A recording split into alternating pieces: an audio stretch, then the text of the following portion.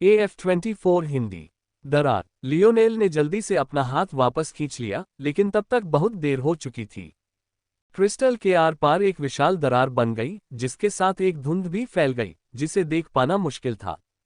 जैसे ही लियोनेल ने अपना हाथ पीछे खींचा, चकाचौंध कर देने वाली रोशनियां पल भर के लिए रुक गईं, फिर तेजी से गायब हो गईं। जल्द ही उसका आकार एक बार फिर साफ दिखाई देने लगा, जिससे कई जोड़ी आंखें उसके शरीर पर पड़ गईं। खासकर लियोनस तो अवाक रह गया। सब कुछ इतनी तेजी से हुआ कि बाकियों को कुछ समझ नहीं आया, लेकिन उसे हल्की सी भनक लग गई थी। हकीकत ये थी कि सिर्फ एक ही लगाव होना नामुमकिन था। ज्यादातर लोगों में कई अलग अलग लगाव होते थे। फर्क सिर्फ इतना था कि उन लगावों की तुलना कैसे की जाती थी। दरअसल सच्चाई ये थी कि ज्यादातर आबादी में लगाव इतने कम होने की एक बड़ी वजह ये थी कि ये अलग अलग लगाव एक दूसरे से टकराते थे, जिससे किसी एक में उत्कृष्टता हासिल करना और भी मुश्किल हो जाता था। चाइल्ड्स को अलग करने वाली बात थी शोर को छानने की उनकी क्षमता। विडंबना यह है कि द्वितीयक या तृतीयक तत्वों के प्रति उनकी आत्मीयता उनके समकक्षों की तुलना में बहुत कम थी, लेकिन बदले में उन्हें केवल एक पहलू में ही बहुत आत्मीयता प्राप्त हुई। हालांकि लियोनस को पूरा यकीन था कि उसने जो देखा था वह सही था। उस क्षण भर में लियोनेल के चेहरे पर एक चमकदार गहरे सुनहरे रंग का प्रभामंडल बन गया। ये सब ठीक होना चाहिए था। आखिरकार प्रभामंडल का निर्माण एक बालक की निशानी था, एक पवित्र पुत्र और एक बालक दोनों होने के लिए। लियोनेल उनके पूरे राज्य में अकेला होगा। यहाँ तक कि लियोनस के अपने पिता को भी जब उन्होंने शुरुआत की थी, तब प्रकाश तत्व का बालक नहीं माना जाता था। वर्षों के ध्यान और अभ्यास के बाद ही वे इस स्तर तक पहुंच पाए थे। लेकिन मुद्दा यह था कि गहरा सोना प्रकाश तत्व का प्रतीकात्मक चिन्ह नहीं था। ये पृथ्वी तत्व का चिन्ह था। लाइंस की भौहें अनायास ही कांप उठीं। लियोनेल का पृथ्वी तत्व के प्रति लगाव वास्तव में इतना अश्लील था कि उसने उसके प्रकाश तत्व को सीधे दबा दिया। इतना ही नहीं, बल्कि यह लगाव एक बच्चे के मानक से भी कहीं ज्यादा था कि अगर लियोनेल ने इतनी जल्दी प्रतिक्रिया न की होती तो क्रिस्टल चकनाचूर हो जाता। पृथ्वी तत्व का रंग गंदा पीला भूरा होना चाहिए था, लेकिन वह निश्चित रूप से एक चमकीला कांस्य या गहरा सुनहरा रंग था। इसका मतलब है कि लियोनेल न केवल एक पृथ्वी तत्व का बच्चा है, बल्कि एक भिन्न आत्मीयता वाला भी है। 4RABET। लाइंस ने लंबी सांस छोड़ी। क्षमा मांगना। लियोनेल की आवाज ने आखिरकार सन्नाटा तोड़ा, लेकिन उसके मुंह से निकले शब्द ने लियोनस को अवाक कर दिया। आखिरकार युवराज जोर से हंसे और अपना सिर हिलाया। इसमें चिंता की कोई बात नहीं है, इस क्रिस्टल को आसानी से बदला जा सकता है। हमारे पास इससे भरी खदानें हैं और यहाँ तक कि उच्च श्रेणी की खदानें भी हैं जिनका उपयोग विशेष रूप से मैगी द्वारा किया जाता है। ये सुनकर लियोनेल ने राहत की सांस ली। हालांकि एक पल बाद वह अपने ही विचारों में डूब गया। उसकी भी इंद्रियां इतनी तेज थीं कि उसने देखा कि उसका प्रभामंडल असल में सोने का नहीं, बल्कि गहरे सुनहरे रंग का था। लायंस ने उसे जो समझाया उससे ऐसा लग रहा था कि पृथ्वी तत्व के प्रति उसका लगाव प्रकाश तत्व के प्रति उसके लगाव से भी ज्यादा था। साथ ही वह ये भी बता सकता था कि उसका प्रकाश तत्व भी चाइल्ड से कमजोर नहीं था। समस्या ये थी कि यह क्रिस्टल एक समय में केवल एक ही आत्मीयता प्रदर्शित कर पाता था और ज्यादा शक्तिशाली आत्मीयता की ओर झुकता था। अच्छा ऐसा है। लियोनेल यहाँ सिर्फ प्रकाश तत्वीय जादू कलाओं के अध्ययन में अपना दिल और आत्मा लगाने की उम्मीद से आया था। लेकिन अगर हालात ऐसे ही थे तो वह अपने पृथ्वी तत्व को भी नजरअंदाज नहीं कर सकता था। तारांकन। लियोनेल जादूगर अकादमी से हर संभव लाभ उठा रहा था, लेकिन यह नहीं भूलना चाहिए था कि उसके साथ इस क्षेत्र में 11 अन्य लोग भी आए थे। और कई मायनों में उनके तरीके उसके अपने तरीकों से कहीं बेहतर थे। हो सकता है कि अंतिम परिणाम में ऐसा न हुआ हो, लेकिन आधारभूत सफलता में यह निश्चित रूप से सच था। अपनी पहचान के साथ आने के बजाय बाकी लोगों ने इस बात का फायदा उठाया कि यह एक ऐसी जमीन थी जहां तकनीक नहीं थी, और उन्होंने उन लोगों की पहचान अपना ली जो पहले से ही कैमलॉट को अपना घर मानते थे। नतीजतन बदकिस्मत लियोनेल के उलट उन्हें देशद्रोही कहलाने की चिंता नहीं करनी पड़ी। बेशक ऐसा नहीं था कि लियोनेल ने इस बारे में नहीं सोचा था। बात सिर्फ इतनी थी कि वह अपने लिए ऐसी पहचान बनाने के लिए जरूरी क्रूर कृत्य करने को तैयार नहीं था। जैसा कि कहा गया है, यह एकमात्र तरीका भी नहीं था। उस समय सुप्रीम मोनेट एक बड़े से पलंग पर मौन ध्यान में बैठी थीं। उन्होंने रेशमी लेस वाला गाउन पहना हुआ था जो उनके शरीर के उभारों को उभार रहा था। चेहरे पर हल्की सी झुर्रियां होने के बावजूद उनमें एक दमघोंटू मनमोहक सुंदरता थी जो पुरुषों के दिलों में उबाल ला सकती थी। उसकी छाती की गहरी खाई से मुलायम मांस के ढेर दिखाई दे रहे थे और उन्हें ढकने वाली फीते की जाली से उसके गोल गुलाबी निप्पलों की झलक मिल रही थी। बस इतना ही कहा जा सकता है कि वह नज़ारा बेहद आकर्षक था। अगर वह ध्यान में न बैठी होती तो उसका निचला हिस्सा देखने लायक होता। उसी समय उसके कमरे का दरवाजा खुला, लेकिन जो अंदर आया वह बिल्कुल भी उम्मीद से अलग था। गहरे काले रंग की पोशाक पहने एक जानी पहचानी महिला कमरे में धीरे धीरे दाखिल हुई। उसका चेहरा बेहद पीला था, फिर भी उसमें एक स्वस्थ चमक थी। ऐसा लग रहा था मानो उसे बर्फ से तराशा गया हो और उसके शरीर में खून की एक बूंद भी न हो।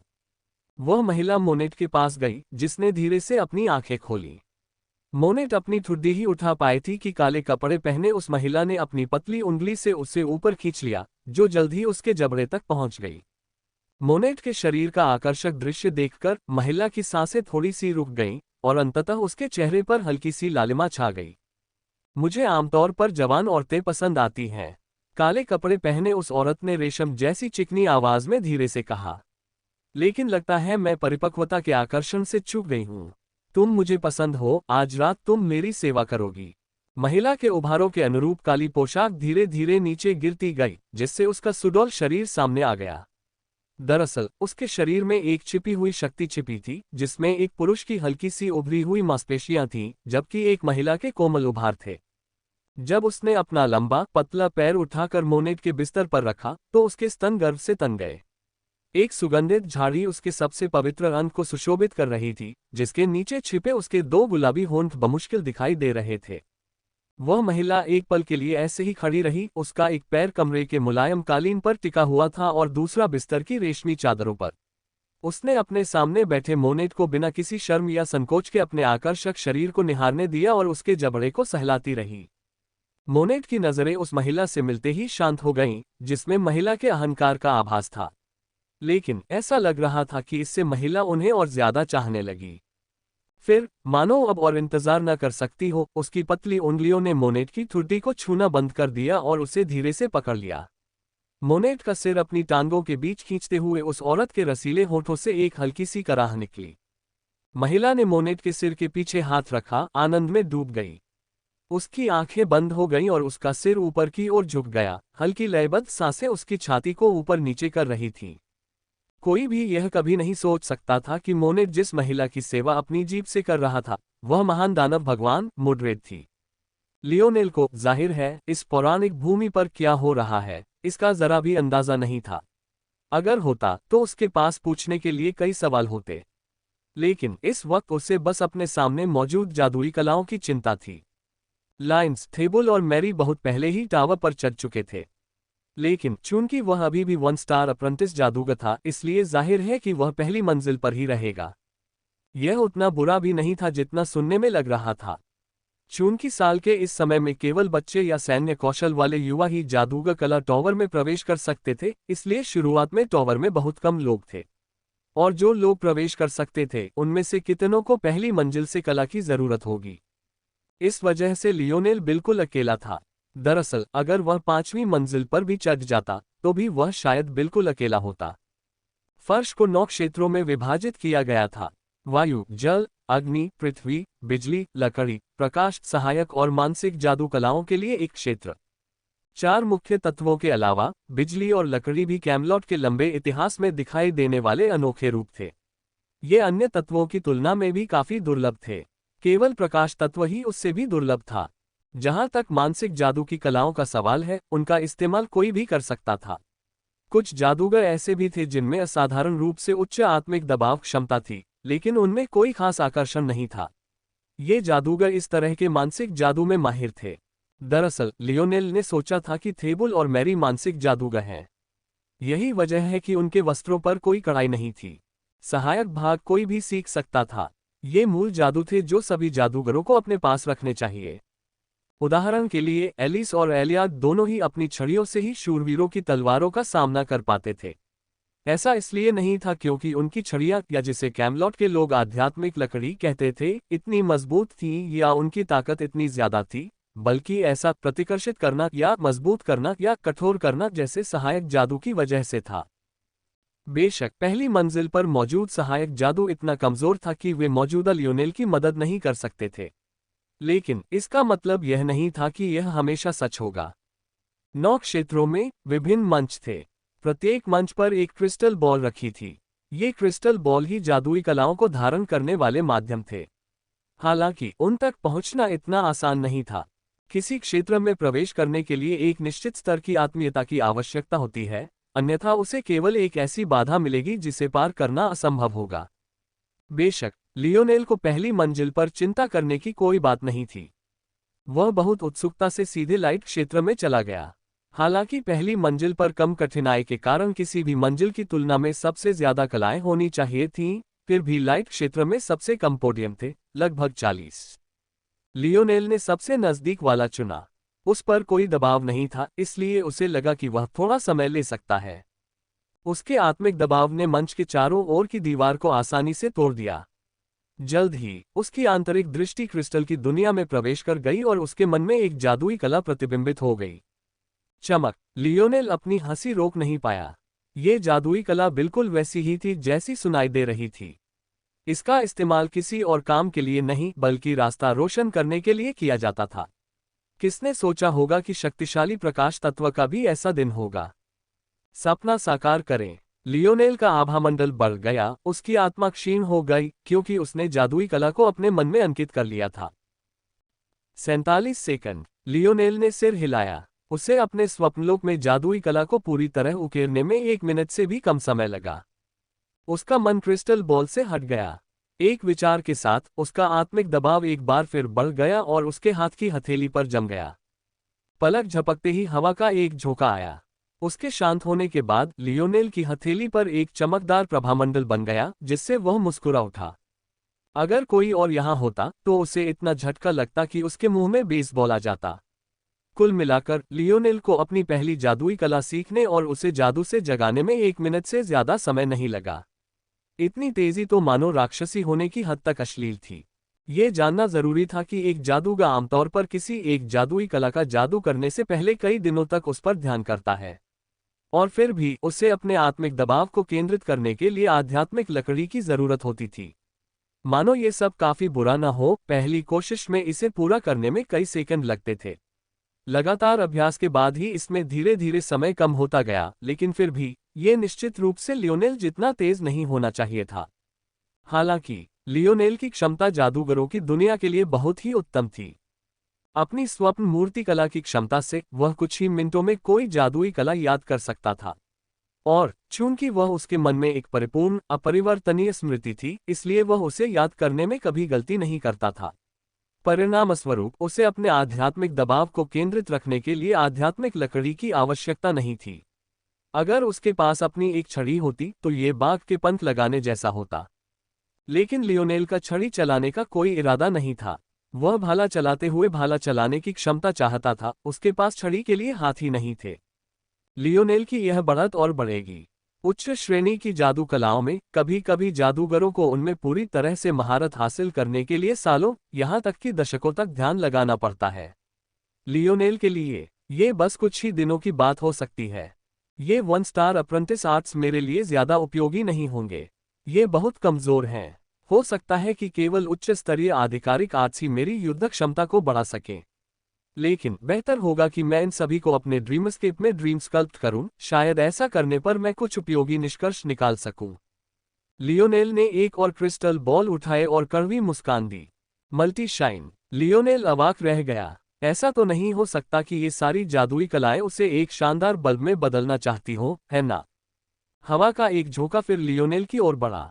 इस बार उसका शरीर प्रकाश के कई प्रभामंडलों से घिरा हुआ था। एकाग्र रूप में दिखाई देने के बजाय वे उसके शरीर के चारों ओर जुगनुओं की तरह उड़ रहे थे। लियोनेल ने अपना सिर हिलाया। उसने अभी अपना फैसला सुरक्षित रखने का फैसला किया।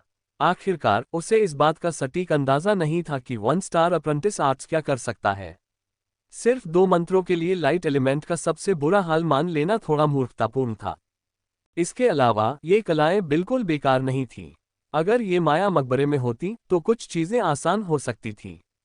चूंकि उसे पहले ही पता चल चुका था कि उसकी आंतरिक दृष्टि पूर्ण नहीं है, इसलिए वह जानता था कि हमेशा कुछ ऐसी चीजें होंगी जिनके लिए वह केवल अपनी आंखों पर ही निर्भर रह सकता है। लियोनेल का काम समाप्त होने के बाद वह तीसरे क्रिस्टल बॉल की ओर बढ़ा तथा उसके सुरक्षात्मक आवरण को भी उतनी ही आसानी से तोड़ दिया। उद्धरण चिन्ह अल्पविराम उद्धरण चिन्ह। लियोनेल ने अपने हाथ में जादू की कला को काफी देर तक देखा, फिर एक बार फिर आह भरी। चमकती आंखें। यह एक जादुई कला थी जो प्रकाश तत्व को किसी की आंखों की ओर आकर्षित करने में सक्षम थी, जिससे उन्हें रात में देखने की क्षमता मिलती थी। इस समय लियोनेल को समझ नहीं आ रहा था कि क्या कहे। ऐसा तो नहीं हो सकता कि प्रकाश तत्व की सभी जादुई कलाएं अंधेरे में देखने से जुड़ी हो, है ना? लियोनेल ड्रीम ने ड्रीम आर्ट को मूर्त रूप दिया और चौथे, पांचवें और छठे पर चले गए। आखिरकार वह 30 से अधिक से गुजर चुके थे। इस समय उसे लगा कि स्थिति बहुत ही हास्यास्पद है। अगर उसने शाइन नाम वाली एक और जादुई कला देखी तो वह पागल हो जाएगा। चाहे वह किसी भी प्रकाश जादुई कला को देखता, वे सभी चमक से जुड़ी थीं। प्रकाश के प्रभामंडल बनाना, खुद को रात्रि दृष्टि प्रदान करना, वस्तुओं में लंबे समय तक चमक बनाए रखना, यहाँ तक कि दो वस्तुओं को चमक से जोड़ने का एक मंत्र भी था। जब ये दो वस्तुएं पास होती तो वे चमकती नहीं थीं, लेकिन अगर वे बहुत दूर हो जाती तो वे चमकने लगती, जिससे आप दूसरी को ढूंढ सकते थे। लियोनेल ने क्रिस्टल बॉल नीचे रख दी, उसके चेहरे पर असहाय भाव था। 4RABET। यह मूलतः खोई हुई चाबियां ढूंढने का एक मंत्र है। अविश्वसनीय। लियोनेल अपनी मानसिक स्थिति को पुनः समायोजित करते हुए अंतिम 4 जादुई कलाओं की ओर बढ़ा। यह तो बस पहला स्तर था। उसे विश्वास नहीं था कि अगर कैमलॉट में प्रकाश तत्व की इतनी पूजा होती तो वहां उसकी इतनी पूजा होती। इसके अलावा इन जादुई कलाओं में कुछ अनोखापन भी था। हालांकि इन सभी के काम एक जैसे थे, फिर भी ये सभी अनोखे तरीके से काम करती थीं। यहाँ निश्चित रूप से एक सबक सीखने को था, जिसने लियोनेल को ये देखने के लिए और भी उत्सुक कर दिया कि बाकी कलाएं क्या कर सकती हैं। ओह! लियोनेल की भौहें सुखद आश्चर्य से उठ गईं। अब जब उसने इस बारे में सोचा तो पाया कि जैसे जैसे वह इस क्षेत्र में आगे बढ़ता गया, उसकी आत्मा पर दबाव बढ़ता गया। और हालांकि बदलाव छोटा था, लेकिन सुरक्षात्मक आवरण भी मजबूत होते जा रहे थे। तार्किक रूप से इसका मतलब था कि इस क्षेत्र में जो कुछ बचा था, वह इस पहली मंजिल की सबसे शक्तिशाली प्रकाश जादू कलाएं थीं। और उन्होंने निराश नहीं किया। चमक। एक बार फिर यह एक चमकदार प्रकाश जादू कला थी, हालांकि यह दूसरों की तुलना में अलग थी। अगर इसे युद्ध में इस्तेमाल किया जाए तो यह सचमुच काम कर सकती है। तो यह ऐसा ही है। यदि एक प्रशिक्षु काम करता है और अंततः अन्य सभी से गुजरने के बाद यहां तक पहुंचता है, तो यह इसके लिए एक आदर्श आधार तैयार करता है। फ्लैश ने प्रकाश तत्व को एक छोटी सी चमक में केंद्रित कर दिया, जिससे प्रतिद्वंद्वी अस्थायी रूप से अंधा हो गया। अपनी वर्तमान शक्ति के बावजूद लियोनेल को युद्ध में इसका उपयोग करने में कोई आपत्ति नहीं होगी। लियोनेल अगले स्थान पर चले गए। Light screen. लियोनेल मुस्कुराया। अब उसे यह सोचकर थोड़ा बुरा लग रहा था कि ये सारी कलाएं बेकार होंगी। इस जोन में पहुंचने के लिए उसे उस छोटी बच्ची की क्षमता से जूझना पड़ा। लेकिन उस समय उसने ज्यादा से ज्यादा प्रकाश तत्व बल उत्सर्जित करने में ही बहुत सारा बल बर्बाद कर दिया था। हालांकि यदि उस समय उसके पास लाइट स्क्रीन होती तो उसके बल की खपत नगण्य होती। आखिरी दो जादुई कलाएं फ्लैश बैंग और फ्लैश एरो थीं। पहली वाली प्रकाश को केंद्रित कर सकती थी और उसे टाइमर पर विस्फोटित कर सकती थी। इसमें उस खोई हुई चाबी डिटेक्टर की अवधारणाओं का इस्तेमाल किया गया था, जिसका आर्ट लियोनेल मजाक उड़ा रहा था। दूसरी वाली फ्लैश एरो लियोनेल द्वारा खोजा गया पहला वास्तविक आक्रामक आर्ट था। फ्लैश एरो का आक्रामक प्रभाव लगभग नगण्य था। इसकी ताकत सचमुच मच्छर के काटने जितनी थी। लेकिन विवरण के अनुसार अगर इसे दुश्मन की आंखों में निशाना बनाया जाए तो स्थिति के अनुसार इसका अंधा करने वाला प्रभाव कई मिनट तक रह सकता था। इसमें कोई आश्चर्य की बात नहीं है कि इसके प्रभाव शाइनिंग आइज की अवधारणाओं पर आधारित थे। लियोनेल काफी देर तक प्रकाश क्षेत्र में खड़ा रहा, उसकी मनस्थिति एक प्रकार के ज्ञानोदय की ओर जा रही थी। उसके स्वप्नलोक में बिजली की चमक दौड़ गई और उसके चेहरे पर हल्की मुस्कान आ गई। भले ही यह जादू प्रणाली मेरे लिए केवल तीसरे आयाम तक ही उपयोगी है, लेकिन इसने मुझे वास्तव में कुछ मूल्यवान सिखाया है। लियोनेल ने गहरी सांस ली और अपने धड़कते दिल को शांत किया। हर जटिल चीज सरल पर ही टिकी होती थी। यहाँ तक कि सबसे जटिल जादू कलाएं भी इन दयनीय 1 स्टार अप्रेंटिस कलाओं से ही अवधारणाएं खींचती थीं। यह एक ऐसी अवधारणा थी जो सिर्फ जादू कलाओं से आगे तक फैली हुई थी। क्या किसी भी चीज का इस तरह वर्णन नहीं किया जा सकता। लियोनेल की वर्तमान पृथ्वी को तीसरे आयाम की सर्वोच्च तकनीकी क्षमता वाला माना जा सकता है, लेकिन ये सब अतीत के नायकों के दम पर निर्मित है। हाई स्कूल के छात्र के रूप में वह जो कुछ सीख रहा था, वह ऐसी अवधारणाएं थी जिन्हें समझने के लिए अतीत के कुछ सबसे बुद्धिमान पुरुषों और महिलाओं ने अपना जीवन लगा दिया था। उसे ये अवधारणाएं बेहद कमजोर और सरल लगती थीं, बिल्कुल इन चमकदार जादुई कलाओं की तरह। हालांकि उनके लिए ये एक कष्टों और परेशानियों से भरी जिंदगी थी, ताकि उसके जैसे बच्चों के लिए इसे सहजता से स्वीकार कर लेना आसान हो जाए। लियोनेल ने एक बार फिर अपनी आंखें खोली, उनमें समझ और ज्ञान की झलक दिखाई दी। मैं आपको जोर से और स्पष्ट सुनता हूं। लियोनेल ने अपने स्वप्न दृश्य को पुनर्व्यवस्थित करना शुरू किया। पिरामिड की तरह उसने सबसे कम जटिल चीजों को सबसे नीचे रखा और एक ठोस नींव तैयार की। फिर उसने बढ़ती जटिलता वाली चीजों को सबसे ऊपर रखा। जब उनका काम पूरा हो गया तो उन्होंने महसूस किया कि उनका स्वप्न दृश्य अधिक सुचारू रूप से प्रवाहित हो रहा था, यहाँ तक कि यादृच्छिक सिनेप्स भी अधिक बार घटित हो रहे थे और इसके साथ ही बनने वाली शाखाओं की औसत संख्या भी बढ़ गई थी। लियोनेल की आंखें उत्सुकता से चमक उठीं। इस मीनार में उसके चढ़ने की कोई सीमा नहीं थी, जैसे पुस्तकालयों में ज्ञान की कोई सीमा नहीं थी। शायद यह उस आध्यात्मिक दबाव के कारण था जिसका उसे विरोध करना था। लेकिन यह दबाव लियोनेल को कैसे रोक सकता था? वह इस मीनार की चोटी पर चढ़ जाएगा, और भले ही इसमें कई हफ्ते लगे, वह इसमें मौजूद सभी जादुई कलाओं को अपने स्वप्नलोक में सहेज लेगा। Bang bang! लियोनेल के रहस्यमयी कदमों ने उसे प्रशिक्षण कक्ष में फड़फड़ाते हुए दौड़ाया। लकड़ी के कवच पहने 3 कठपुतलियां उसे चारों तरफ से घेरे हुए थीं और उस पर बमबारी करने के लिए तरह तरह के मंत्र पढ़ रही थीं। लियोनेल की आंखें बंद रहीं, उसकी आंतरिक दृष्टि इस छोटे से क्षेत्र पर केंद्रित रही।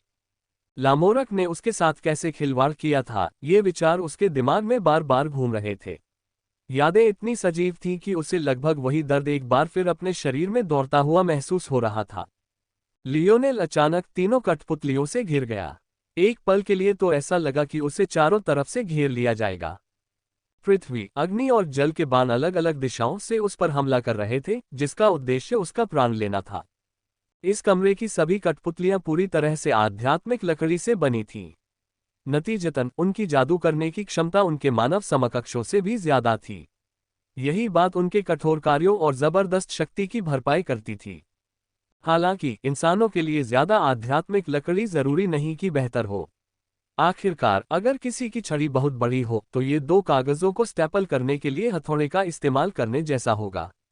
और यह भी जरूरी नहीं कि एक अच्छी उपमा हो, क्योंकि इस मामले में जादूगरों के पास हथौड़े को उठाने की भी ताकत नहीं होगी। हालांकि ये कठपुतलियां अलग थीं। उनका आध्यात्मिक दबाव क्रिस्टलों द्वारा प्रदान किया जाता था। ऐसे में इस मामले में उनकी सीमाएं बहुत कम थीं। जब ऐसा लग रहा था कि लियोनेल पर वार हो जाएगा, उसने अपना सिर आगे की ओर झुकाया और धरती के तीर से बाल बाल बच गया। उसके कूल्हे मुड़ गए और वह आग के तीर से बच गया। दोनों तीर उसके शरीर से टकराकर विरोधी कठपुतलियों से टकराए और उन्हें उड़ा दिया। पानी के अंतिम तीर ने स्थिति का लाभ उठाया, हवा में तेजी से उड़ता हुआ एक झटके में लियोनेल की भौहों के बीच प्रकट हो गया। लियोनेल की आंखें अचानक खुल गईं, एक जबरदस्त आध्यात्मिक दबाव उमड़ पड़ा, जिससे ऐसा लगा कि तीर क्षण भर के लिए हवा में जम गया। विघटन! लियोनेल के चारों ओर तेज हवा का झोंका आया। उसी क्षण तीर के रास्ते में एक जादुई कला उसके सामने प्रकट हुई। पानी का तीर पुनः अपनी गति पकड़ता हुआ बिना रुके सामने स्थित आर्च से टकरा गया। हालांकि जिस टक्कर की उम्मीद थी वह कभी नहीं हुई। पानी का तीर बिना किसी परेशानी के निकल गया, लेकिन उसी पल कुछ आश्चर्यजनक हुआ। तीर अपनी संरचना खोने लगा। अपनी नोक से शुरू होकर जो लियोनेल की कला में प्रवेश करने वाला पहला बिंदु था वह रह गया और पानी की सामान्य बूंदों जैसा ही रह गया। दरअसल लियोनेल ने उस पल अपने चेहरे पर एक ताज़ा फुहार महसूस की, जिससे उसके चेहरे पर मुस्कान आ गई। लियोनेल ने अपने और जल जादूगर कठपुतली के बीच की शेष दूरी को पार कर लिया तथा उसकी छाती पर एक मुक्का मारा। पेंग! लियोनेल की मुक्केबाजी का रूप अब भी लगातार निखरता जा रहा था। उसकी सारी शक्ति उसके धुरी वाले पैर से, कूल्हों से होती हुई उसकी मुट्ठियों में समा गई और कठपुतली के लकड़ी के कवच को चकनाचूर कर दिया। कमरे की रोशनी धीमी हो गई, जिससे ये संकेत मिला कि सभी कठपुतलियां नीचे उतार ली गई हैं। अभी भी पर्याप्त नहीं है, लियोनेल ने बुदबुदाया। वह दो कठपुतलियों को बिना उंगली उठाए एक कोने में धकेलने में सफल रहा, लेकिन तीसरी के साथ ऐसा करने में वह अभी भी असफल रहा। मुझे नाइट अकादमी जाकर उनकी लाइब्रेरी की किताबें पढ़नी पड़ सकती हैं ताकि समझ सकूं कि यह जनरल स्टार असल में क्या है। अकेले आंख मूंद कर घूमने में बहुत समय लग जाएगा। मुझे लगता है कि जिस आदिम महिला से मैंने ये हुनर सीखा था उसने भी इस विषय पर बहुत कम ही बात की थी। लियोनेल को लगा कि अब समय आ गया है कि वह एक नया भाला चुने। वह जानता था कि उसने आदिम स्त्री की तकनीक में पूरी तरह महारत हासिल कर ली है। पिछले कुछ हफ्तों से वह जादू की कलाओं में थोड़ा विचलित हो गया था। उदाहरण के लिए डिकंस्ट्रक्ट, यह 3 स्टार ऑफिशियल आर्ट लेवल का एक सहायक प्रकार का मंत्र था। लेकिन लियोनेल को लगा कि यह रेटिंग गलत है क्योंकि यह तकनीकी रूप से किसी भी मैजिक आर्ट पर काम कर सकता था। बेशक दूसरे लोग भी यह जानते थे।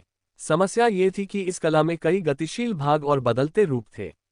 अपनी ओर आ रहे मंत्र का विश्लेषण करना और उसके रूप में उचित परिवर्तन करना जरूरी था। इसलिए ज्यादातर जादूगरों के लिए ये केवल अपने से कम कुशल जादूगरों के खिलाफ ही उपयोगी था, जिससे ये किसी आम पार्लर ट्रिक जितना ही कारगर साबित होता था। ये बहुत बुरा है कि इस अखाड़े में मेगा स्तर की कठपुतलियां नहीं हैं। मुझे आश्चर्य है कि क्या डिकंस्ट्रक्ट उच्च स्तर के मंत्रों पर काम करेगा। लियोनेल अपने विचारों में खोया हुआ था और प्रशिक्षण कक्ष से बाहर चला गया, उसका शरीर पसीने से तर था।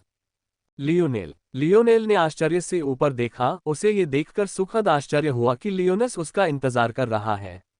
उसने मुस्कुराते हुए अभिवादन किया। लियोनस, मैंने सुना है कि आप पहले ही 1 स्टार ऑफिशियल मैच बन चुके हैं। क्या आपको नहीं लगता कि यह गति थोड़ी ज्यादा है? लियोनेल हंसा। सच तो यह है कि वह शायद 3 स्टार मैगस के स्तर तक पहुंच ही गया था, कम से कम अपनी जादुई कलाओं और उन्हें इस्तेमाल करने की क्षमता के मामले में। जहां तक उसके स्पिरिट प्रेशर के क्रिस्टलीकरण का सवाल है, वह अपने पहलू में पिछड़ रहा था, जिससे उसकी कलाएं अपेक्षा से कम शक्तिशाली हो गई थीं।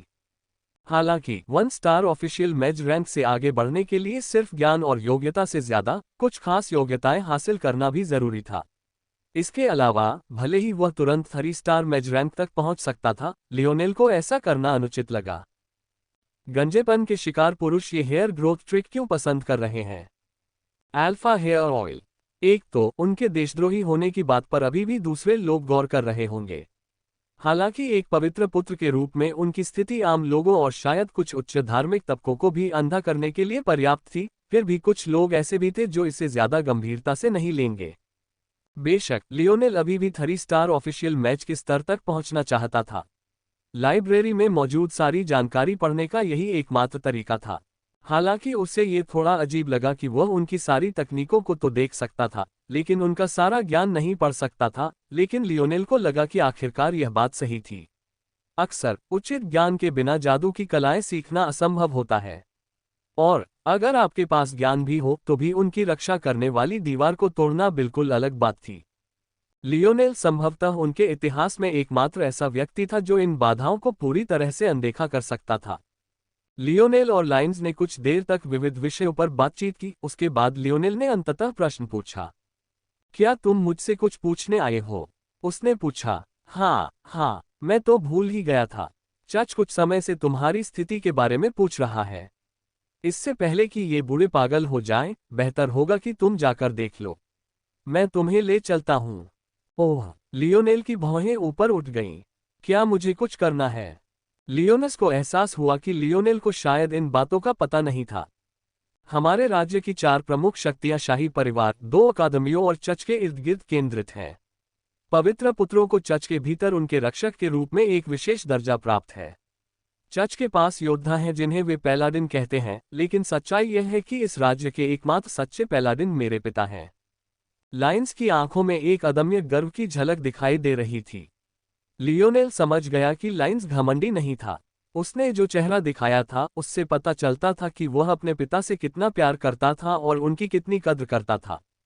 लियोनेल हल्के से मुस्कुराया। उसका बूढ़ा आदमी शायद उसे ऐसे भाव में देखना चाहेगा, फिर वह उसे हंसी से लुटपोट कर देगा। छी, तुम्हारे सपनों में, बूढ़े आदमी। लियोनस ने सिर हिलाया, यह महसूस करते हुए कि उसकी हरकतें थोड़ी अनुचित थीं।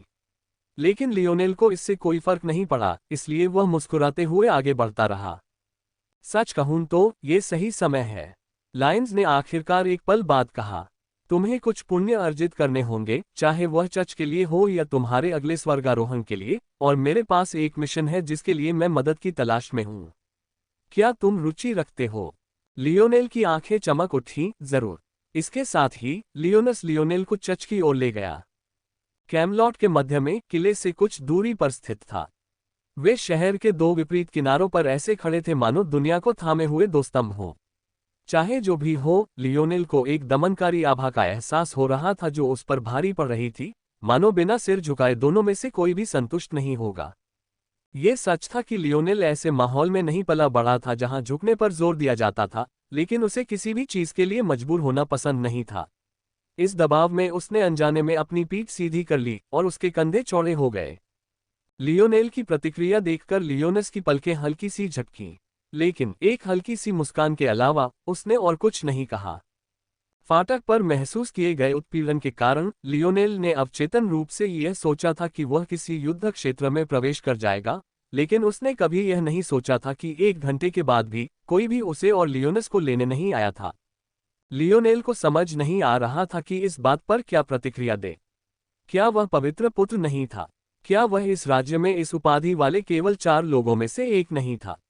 अचानक उसके साथ ऐसा व्यवहार क्यों किया जा रहा था? लियोनेल ने अपने बगल में बैठे लियोनस की तरफ देखा, लेकिन उसकी आंखें हल्की सी बंद थीं और उसकी कोई खास प्रतिक्रिया नहीं दिख रही थी। लियोनेल हक्का बक्का रह गया। क्राउन प्रिंस होने के बावजूद उसे इस बात से कोई असहजता महसूस नहीं हुई। जिस प्रतीक्षालय में दोनों पवित्र पुत्र बैठे थे, उसे शायद ही ऐसा कहा जा सकता था। दीवारें पॉलिश किए हुए पत्थरों से सजी हुई थीं, लकड़ी के फर्नीचर से प्रकृति की सुखद सुगंध आ रही थी, और उनके सामने रखी चाय, हालांकि अब तक ठंडी हो चुकी थी, काफी अच्छी थी। बेशक ये सिर्फ लियोनेल के अनुमान थे। उसे चाय के बारे में कुछ भी नहीं पता था। वह शायद अपनी दोनों उंगलियों पर गिन सकता था कि उसने कितनी बार बिना किसी परेशानी के चाय पी थी। उसे बस इतना पता था कि उसके गले से नीचे उतरते हुए चाय काफी मुलायम लगती थी और उसमें हल्की सी मिठास थी, हालांकि उसने चीनी का इस्तेमाल नहीं किया था। अंत में चूंकि लाइन्स ने कुछ नहीं कहा, इसलिए लियोनेल ने भी कुछ नहीं कहा। लेकिन उसके मन में पहले से ही असंतोष था। उसके लिए ये बात मायने नहीं रखती थी कि वह पवित्र पुत्र है या नहीं। उसे बस लगा कि यह सम्मान की कमी है। प्रतिदिन 26,000 रुपये तक कमाने का एक आसान तरीका, BTCI। बचपन से ही उनके पिता ने इन दो बातों को, सम्मान और दृढ़ता, उनके मन में गहराई से बिठा दिया था। जब किसी में इन दोनों बातों की कमी होती थी तो उनकी प्रतिक्रिया हमेशा बहुत खराब होती थी। हालांकि दृढ़ता की कमी वाले व्यक्ति को पहचानना थोड़ा मुश्किल था, लेकिन दृढ़ता की कमी वाले व्यक्ति की पहचान करना बहुत आसान था। किसी का समय बर्बाद करना शायद अनादर का सबसे बड़ा उदाहरण था। अगर कोई अचानक काम आ जाए या उनका आना अचानक हो जाए तो बात अलग थी। लेकिन न सिर्फ उन्होंने किसी को अचानक हुए किसी बदलाव की सूचना देने के लिए नहीं भेजा था, बल्कि लियोनेल को सबसे पहले यहां मिलने के लिए बुलाने वाले भी वही थे। लियोनेल ने एक गहरी सांस ली और अपने सपनों की दुनिया में खो गया। अगर लियोनस यहां उसका इंतजार न कर रहा होता और वह इस जोन में चच से दुश्मनी मोल नहीं ले सकता था, तो वह पहले 20 मिनट के बाद ही वहां से चला गया होता। चूंकि वहां करने को कुछ नहीं था, इसलिए उसने अभ्यास जारी रखा। दूसरा घंटा आया और चला गया। फिर तीसरा। चौथे घंटे के कुछ मिनट बाद ही आखिरकार उस दरवाजे पर हलचल हुई जिससे वे इस प्रतीक्षालय में आने के लिए अंदर आए थे। सोने की नक्काशी वाले चांदी के कवच पहने एक शूरवीर ने दरवाजा खोला। उसकी पीठ पर घुमावदार किनारों वाली एक बड़ी त्रिभुजाकार ढाल बंधी हुई थी और उसके माथे पर एक गौरवशाली प्रभामंडल लटका हुआ था। वह उन विशेष शूरवीरों में से एक था जिन्हें चच ने पैलाडिन की उपाधि दी थी। पैलाडिन के माथे से लटकता हुआ हार जैसा प्रभामंडल लियोनेल को उस मानसिक खजाने की याद दिलाता था जिसका इस्तेमाल आयना ने किले से भागने के दौरान किया था। इससे एक प्रबल प्रकाश तत्वीय शक्ति निकल रही थी जो संभवतः उनकी अधिकांश शक्ति का स्रोत थी। उन्हें ऐसा कुछ कहां से मिला? लियोनेल ने सोचा। अपने उन्नत ज्ञान आधार के साथ लियोनेल ने अब ऐसी कई बातें समझ ली जिन्हें उसकी आत्मिक शक्ति अतीत में नहीं समझ सकी थी। एक तो वह बता सकता था कि इस शूरवीर में एक खास लगाव है, या यूं कहें कि उसका अभाव। मतलब अगर वह जादूगर होता तो उसके वस्त्र बिना कढ़ाई के होते। दूसरे, ऐसा इसलिए था क्योंकि उसके पास कोई आत्मीयता नहीं थी और उसके पास अच्छा आत्मिक दबाव था जिससे वह उस प्रकाश तत्व खजाने का उपयोग कर सका। लियोनेल ने अनुमान लगाया कि अधिकांश पैलाडिनों में संभवतः कोई समानता नहीं थी, इसलिए वे प्रकाश मुखौटे के इस बच्चे का उपयोग करना जारी रख सकते थे। पोप मार्ग्रेव अब आपसे मिलेंगे। योद्धा का घमंड साफ दिखाई दे रहा था। लियोनेल ने एक पल के लिए अपनी आंखें बंद रखी क्योंकि वह कुछ पकड़ने ही वाला था। कुछ सेकंड बाद ही उसने योद्धा की बातें समझी और अपनी आंखें खोली। फिर भी ऐसा लग रहा था कि वे कुछ सेकंड ही इस योद्धा के लिए अपना आपा खोने के लिए पर्याप्त थे। लियोनेल ने पलाडिन की प्रतिक्रिया देखकर हल्के से भौहें चढ़ाईं। उन्हें 3 घंटे से ज्यादा इंतजार करना पड़ा था, फिर भी कुछ सेकंड ही इस पलाडिन को हथियार उठाने के लिए काफी थे। अंत में लियोनेल ने ऐसा दिखावा किया कि उसे असंतोष का एहसास ही नहीं हुआ। लायंस मुस्कुराया, कृपया रास्ता दिखाए श्रीमान पलाडिन। लायंस के शब्दों से मानो तनाव कम हो गया। ये योद्धा चाहे कितने भी घमंडी क्यों न हो, जब एक शक्तिशाली युवराज उनके प्रति इतना सम्मान दिखा रहा था तो उन्हें कुछ तो महसूस हो ही रहा था। सरदार ने एक बार बड़बड़ाया और गलियारे से नीचे की ओर मुड़ गया तथा दोनों युवकों को पत्थर की घुमावदार सीढ़ियों पर ले गया। शुरू से आखिर तक लियोनस ने लियोनेल से कुछ नहीं कहा, मानो वह चाहता था कि लियोनेल पहले खुद ये सब अनुभव करे, या शायद वह बिना किसी मार्गदर्शन के लियोनेल की प्रतिक्रियाओं के बारे में जानने को उत्सुक था।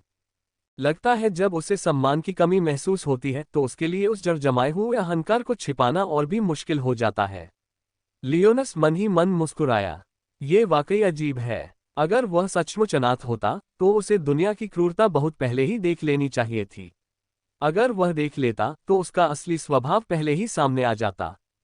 लेकिन जिस तरह से वह व्यवहार करता है उससे ऐसा लगता है मानो वह पूरी जिंदगी एक कोकून में रहा हो, मानो उसे कभी किसी चीज के लिए लड़ना ही न पड़ा हो। इस स्वभाव से यह ज्यादा संभावना है कि उसकी पहचान वह नहीं है जो वह कहता है, लेकिन यह भी उतना ही असंभव है कि उसे मोड्रेड ने भेजा हो। दानव सेना जैसी जगह में उसे इतनी सुरक्षा तो मिल ही नहीं सकती।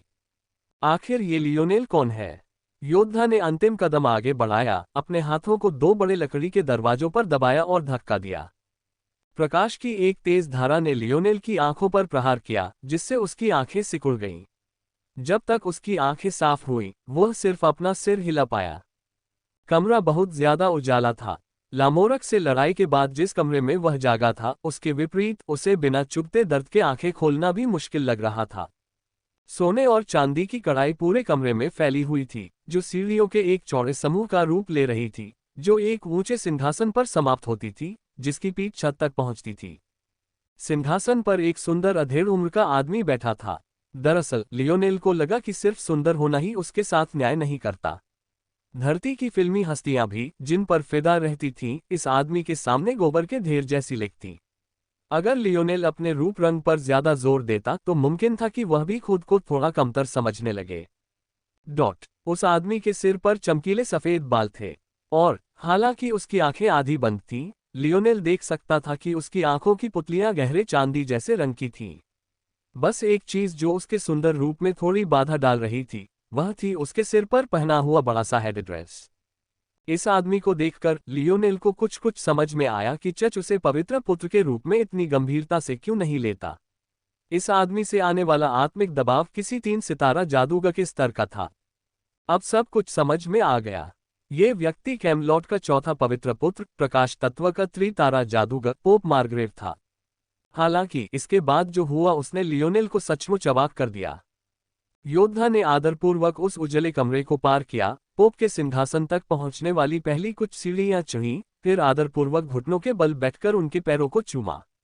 तभी लियोनेल को एहसास हुआ कि पोप ने जूते तो पहने ही नहीं थे, उनके पैर सिंहासन के नीचे रत्नों की तरह चमक रहे थे, मानो पूजा की प्रतीक्षा कर रहे हों। उद्धरण चिन्ह अल्पविराम प्रश्नवाचक चिन्ह उद्धरण चिन्ह। लियोनेल का जन्म चाहे किसी भी युग में हुआ हो, दूसरों के पैर चूमने जैसी बात उनकी अपनी सीमा रेखा को पार कर गई। सरदार एक तरफ हट गया और कमरे की दीवारों पर खड़े पहरेदारों के बीच अपनी जगह बना ली। वह सावधान की मुद्रा में खड़ा हो गया और पलक झपकते ही मूर्ति बन गया, मानो जो कुछ हुआ था उसका उससे कोई लेना देना ही न हो। परम पूज्य को नमस्कार। अचानक हुई गर्जना ने लियोनेल को सदमे से बाहर निकाल दिया। दीवारों पर पंक्तिबद्ध योद्धा एक स्वर में बोल रहे थे, उनकी आवाजें गड़गड़ाहट की तरह गूंज रही थीं। अब तक लियोनेल को अपने विचार याद आ गए थे। उसे एहसास हुआ कि पोप के पैर चूमना वास्तव में ऐतिहासिक रूप से काफी सटीक था। ऐसा लग रहा था कि भले ही यह एक पौराणिक क्षेत्र था, फिर भी यह वास्तविक जीवन से जुड़ी चीजों को छू रहा था। बहरहाल आखिरकार लियोनेल अभी भी एक किशोर था। उसने इतने लंबे समय से अपने असंतोष को दबा रखा था। अगर उसे भी इस आदमी के पैर चूमने पड़े तो शायद वह अपना आपा खो बैठेगा। लियोनेल एक ऐसा इंसान था जो आसानी से गुस्सा नहीं होता था। अब भी उसे गुस्सा नहीं आता था, लेकिन वह आसानी से हार मानने वाला भी नहीं था। लियोनस ने कुछ देर तक लियोनेल को उत्सुकता से देखा, मानो उत्सुक ही हो। लियोनेल को आगे बढ़ता देख वह मुस्कुराया और उसके पीछे चला गया।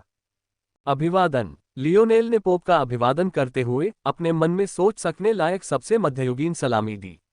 लेकिन वह न तो सीढ़ियां चढ़े न ही घुटनों के बल बैठे। उनके मन में इस पोप का पहले अभिवादन करने के लिए अपने अहंकार को त्यागना ही उनके लिए काफी था। ये राजकुमार परम पावन का अभिवादन करता है। लियोनस की मुस्कान चौड़ी हो गई, उसकी हरकतें लियोनेल की तरह ही थीं। युवराज होने के नाते उन्हें घुटने टेकने या पैर चूमने की कोई जरूरत नहीं थी। फिर भी उन्हें इस पोप को उचित सम्मान देना ही था, चाहे वह एक जादूगर के रूप में हो या चर्च के नेता के रूप में। उस पल कमरे में चारों ओर हत्या की एक लहर दौड़ गई।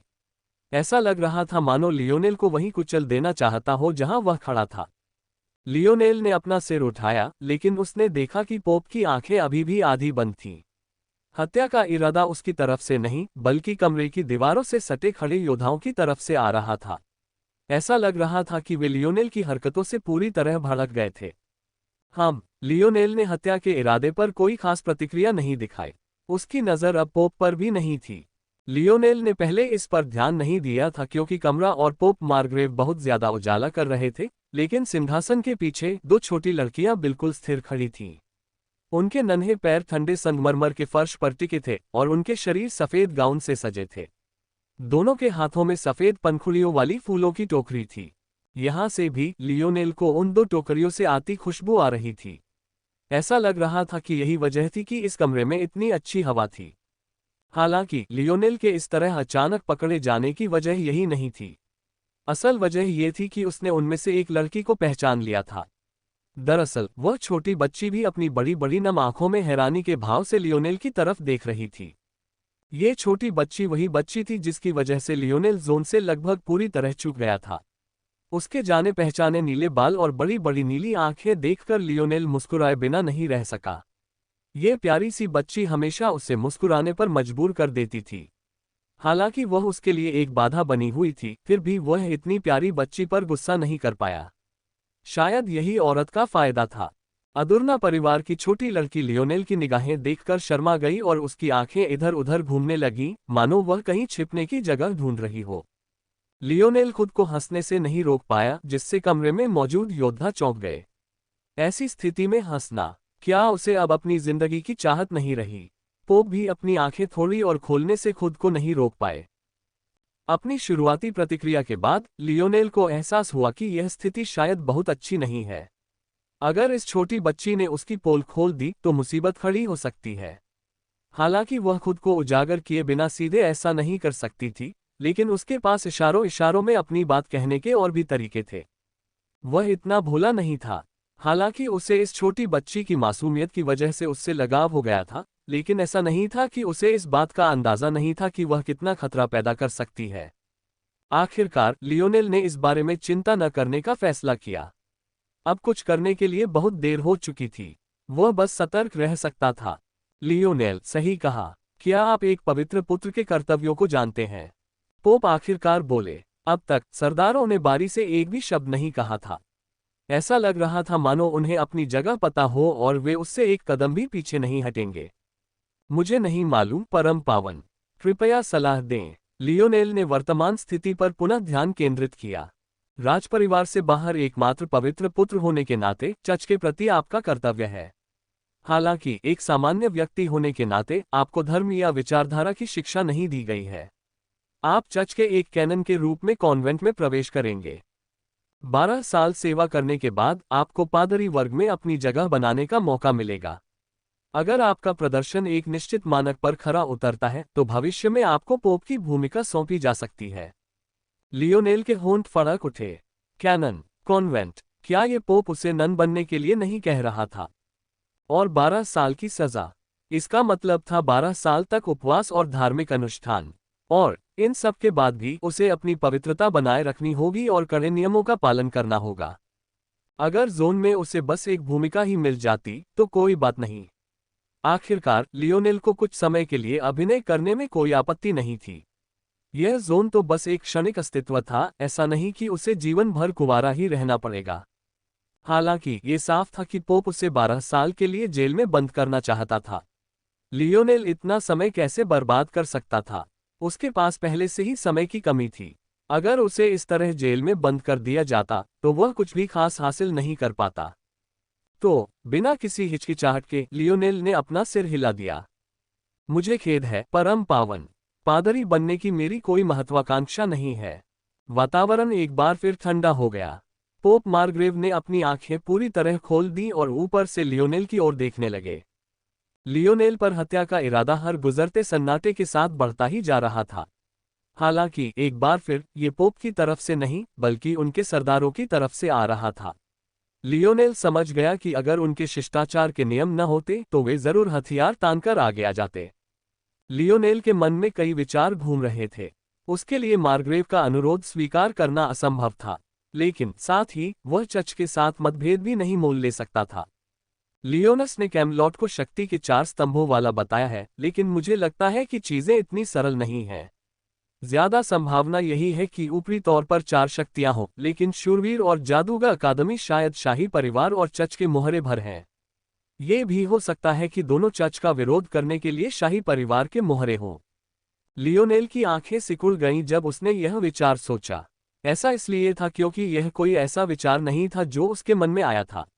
यह उसके स्वप्नलोक में एक सिनेप्स का परिणाम था। थोड़ी देर बाद लियोनेल को समझ में आया कि वह इस निष्कर्ष पर क्यों पहुंचा था। सबसे पहले लियोनस की प्रतिक्रिया तब हुई जब उसने पैलाडिन्स का जिक्र किया। लियोनेल को तब सिर्फ अपने पिता पर गर्व नहीं महसूस हुआ था, उस गर्व में दूसरे पैलाडिन्स के प्रति उसके तिरस्कार का भाव छिपा था। दूसरी बात, पोप के शब्दों से ऐसा लग रहा था कि लियोनेल की मौजूदा परिस्थितियां अस्वीकार्य थीं। हालांकि उन्होंने सीधे तौर पर यह नहीं कहा कि लियोनेल को जादूगर अकादमी छोड़नी होगी। लियोनेल को इस बात का हल्का फुल्का अंदाजा था कि यह बात मौन रूप से समझ ली जानी चाहिए। तीसरी बात, पोप के 3 सितारा जादूगर होने के बावजूद जादूगर अकादमी में इतने हफ्तों के बाद भी लियोनेल को चर्च का जरा भी असर महसूस नहीं हो रहा था। अब तक उसने लाइब्रेरी में जितनी किताबें पढ़ी थीं, उनकी गिनती तो उसे भूल ही गई थी, लेकिन उनमें से एक में भी धर्म, पोप या चर्च का जिक्र तक नहीं था। अच्छा ऐसा है? लियोनेल कड़वाहट से मुस्कुराया। ऐसा लग रहा था जैसे लियोनस ने लियोनेल को सत्ता संघर्ष के बीच में घसीट लिया हो। अब हालात ऐसे थे कि अभी भी कुछ संतुलन बना हुआ था। हालांकि कैमलॉट के 3 पवित्र पुत्रों में से 2 शाही परिवार के पक्ष में थे, फिर भी यह स्वीकार्य था। आखिरकार लाइन्स राजा आथा का पुत्र था। यह उचित ही था कि एक पुत्र अपने पिता के पदचिन्हों पर चले। लेकिन लियोनेल का क्या? अगर चौथा पवित्र पुत्र प्रकट हो जाए और फिर भी वह चर्च में शामिल न हो तो क्या होगा? इससे चर्च एक अजीब स्थिति में आ जाएगा। राजधानी में 4 पवित्र पुत्र होंगे, फिर भी उनमें से 3 का उनसे कोई लेना देना नहीं होगा। पवित्र पुत्रों के महत्व और श्रेष्ठता के बारे में इतनी शिक्षा देने के बाद क्या चर्च लोगों पर अपना प्रभाव कम नहीं कर देगा अगर इतने सारे पवित्र पुत्र उनके साथ शामिल होने से इनकार कर दे? लियोनेल को अचानक एहसास हुआ कि शायद लामोरक के पास उसे जीवित रखने के अलावा कोई विकल्प नहीं था, सिर्फ इसलिए नहीं कि वह एक पवित्र पुत्र था, बल्कि इसलिए कि वह राजनीतिक महत्व का प्रतिनिधित्व करता था।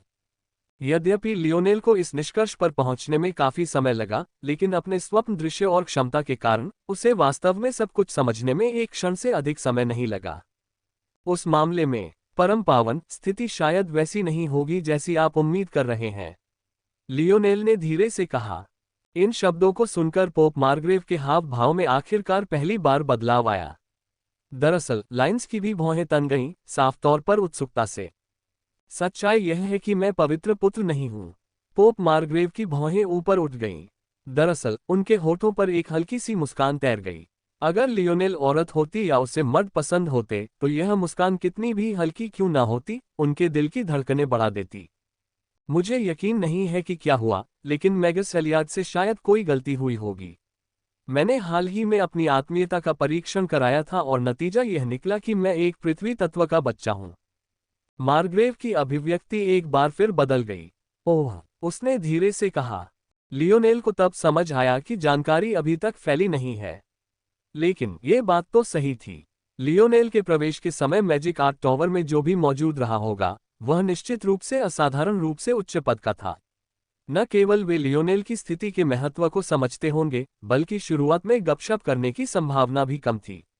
ये बात तो समझ में आती थी कि जब तक मामला शांत नहीं हो जाता, तब तक वे चुप रहना ही पसंद करेंगे। लियोनेल ने हल्के से मुस्कुराया और अपना आत्मिक दबाव छोड़ दिया।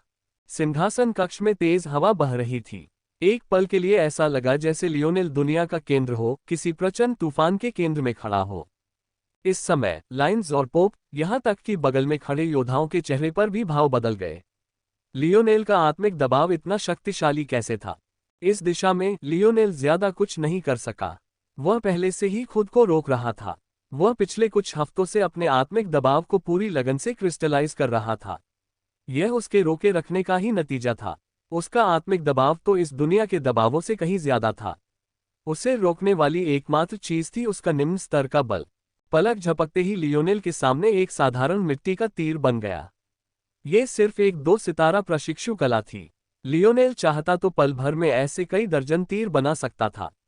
हालांकि कमरे में मौजूद 2 जादूगर अभी भी उसकी गति से हैरान थे।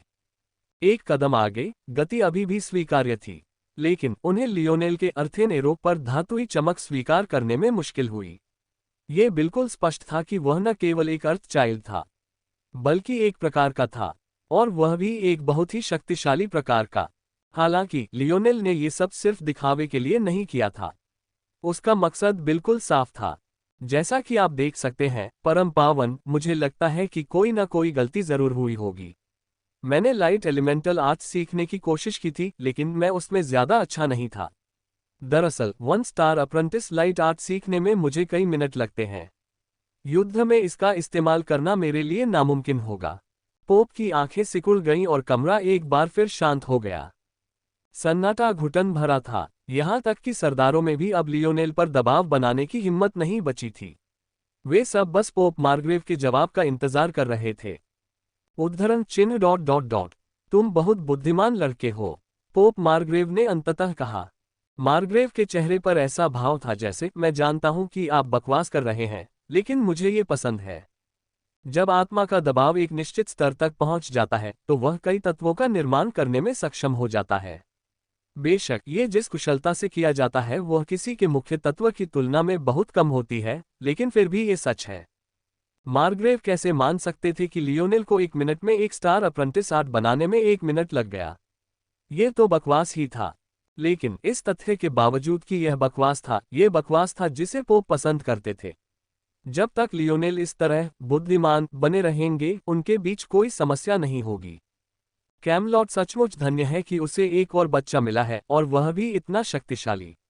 ये सीट आज बस भावी पीढ़ी को देखना चाहती थी। अब जब मैंने देख लिया है, तो ये सचमुच वैसा ही है जैसा पुराने लोग कहते हैं। युवा अंततः हम सभी से आगे निकल जाएंगे। पोप मार्ग्रेव ने लियोनेल को गहरी नजर से देखा। फिर उन्होंने हाथ हिलाया और उनकी आंखें फिर से आधी बंद हो गईं। एक परिचित योद्धा दीवार के पास से अपनी स्थिति से अलग हो गया तथा लियोनेल और लाइन्स को बाहर ले गया।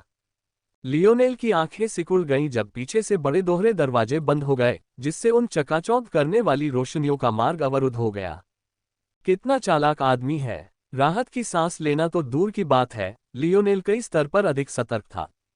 हालांकि उसने खुद को रोक रखा था, लेकिन उसने बिना वजह अपने आत्मिक दबाव को उजागर नहीं किया था। इस दुनिया में लियोनेल ने सीख लिया था कि कभी कभी तर्क किसी की ताकत से ज्यादा महत्वपूर्ण नहीं होता। लियोनेल द्वारा अपनी शक्ति उजागर करने के बाद ही मार्ग्रेव का उसके प्रति व्यवहार वास्तव में बदला। अगर वह अब जितना शक्तिशाली नहीं होता, तो कोई नहीं कह सकता था कि पोप मार्ग्रेव उसके तर्कों को स्वीकार करते या नहीं। लियोनेल ने अपने मन में एक बात सोची, हो सकता है कि इस जगह पर मोड्रेड ही उसका अकेला दुश्मन न हो। अल्पविराम, आप उन्हें जानते हैं? लियोनेल के जाने के कुछ ही देर बाद मार्ग्रेव अचानक हवा में बोल पड़ा। पलाडेंस ने कोई प्रतिक्रिया नहीं दी, लेकिन लिटिल नाना इस तरह के सवालों से थोड़ा घबरा गया। नहीं नहीं, नाना ने तुरंत जवाब दिया। उसे इस बात की कोई चिंता नहीं थी कि उसका घबराया हुआ चेहरा कुछ जाहिर कर देगा। आखिरकार यही उसकी सामान्य स्थिति थी। इसके अलावा लियोनेल ने प्रतिक्रिया देने से पहले उसकी तरफ देखा था, इसलिए कहा जा सकता था कि लियोनेल द्वारा अचानक दिए गए ध्यान से वह बस चौंक गई थी। क्या ऐसा है? मार्ग्रेव ने काफी देर तक कुछ नहीं कहा, फिर बोलना जारी रखा। लगता है ये लड़का बहुत कामुक है। इसका इस्तेमाल किया जा सकता है। नाना शर्म से लाल हो गए। मार्ग्रेव हंसी। चिंता मत करो, तुम मेरी अनमोल पवित्र बेटियों में से एक हो और ईश्वर ने तुम्हें स्वर्ग से मिली एक क्षमता प्रदान की है। मैं तुम्हें इतना नीच काम कैसे सौंप सकती हूँ? तुम्हें ईश्वर की निगरानी में पवित्र रहना होगा। बेशक इस काम को करने के लिए और भी लोग होंगे। ये कहने के बाद मार्ग्रेव ने फिर कुछ नहीं कहा। यदि लियोनेल यहाँ होता तो शायद वह अपना क्रोध और अधिक नहीं रोक पाता। नाना जैसी युवा लड़की के लिए इस दुनिया में शादी करना और यहाँ तक कि बच्चे पैदा करना सामान्य बात हो सकती है, लेकिन लियोनेल के मन में उस छोटी लड़की के बारे में ऐसा कोई विचार नहीं था। तारांकन, तो मिशन शाम को शुरू होगा, क्या आप तैयार होंगे? चर्च से निकलने के बाद लियोनस ने ऐसा दिखावा किया जैसे कुछ हुआ ही ना हो और एक बार फिर से लियोनेल से मिशन के बारे में बात करने लगा। लियोनेल ने उसे तिरछी नजर से देखा। इस राजकुमार ने चर्च की इस यात्रा का जिक्र ऐसे किया जैसे कोई और दिन हो। दरअसल जिस तरह से उसने शुरू में इसके बारे में बात की, उससे ऐसा लग रहा था जैसे इसका उसके मिशन से कुछ लेना देना हो। इतना ही नहीं, उसने ये भी जाहिर किया कि उसका चर्च से कुछ लेना देना है। यदि लियोनेल को सही याद है तो लियोनस ने इस यात्रा के बारे में ऐसे बात की थी जैसे कि यह कोई पवित्र पुत्र करता है, जबकि स्पष्ट रूप से ऐसा नहीं था। लियोनेल की निगाहों के नीचे लियोनस बेशर्मी से मुस्कुराया। वह साफ साफ कह रहा था कि वह अपने पिछले कामों की कोई जिम्मेदारी नहीं लेता। आप बहुत अच्छे हैं, महाराज, लियोनेल ने व्यंग्यात्मक लहजे में कहा। लियोनस ने हंसते हुए कहा, मुझे समझ नहीं आ रहा कि तुम्हारा क्या मतलब है, लियोनेल। लियोनेल ने बुदबुदाया, लेकिन इसके अलावा कुछ नहीं कहा। यह सच था कि अगर राजकुमार ने कुछ कहा भी होता तो भी कोई मदद नहीं मिलती।